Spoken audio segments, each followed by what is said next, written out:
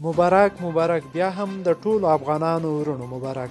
ملګرو اشرف غني مو بیرته ولسمشر شو، خو څنګه؟ دغه ویډیو تر پایه سره وګورئ.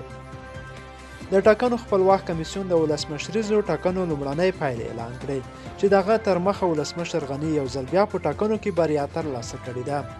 د اشرف غني په مشرۍ د دولت جوړونکي ټاکنیز ټیم په ولسمشریزو ټاکنو کې 50.48% رایې ترلاسه کړې او بریالی شوی دی. همداراز تر هغه وروسته د ثبات او همپالنې ټاکنیز ټیم مشر عبدالله 90.25%، ګلبدین حکمتیار 3.15 او رحمت الله نبیل 1.8% رایې ترلاسه کړې دي. تر ټولو کمې رایې بیا نوررحمن لیوال ترلاسه کړې دي چې هغه 0.05% رایې وړې دي. د ټاکنو خپلواک کمیسیون مشر هوا عالم نورستاني په خبري ناسته کې ویل چې د ټاکنو خپلواک کمیسیون هم د ملت کور دی، ځکه موږ دومره نوښت کړ.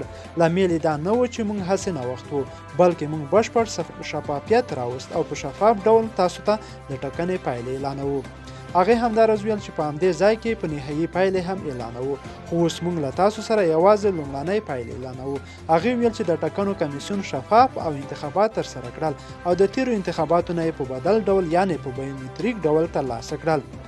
دا د ولسمشریزو ټاکنو لومړنۍ پایلې دي چې اشرف غني پکې بریالی ښکاري، خو لا هم تر دې وروسته به وروستۍ یا نهایي پایلې اعلانېږي چې ښایي په هغې کې کمې بیشي راشي.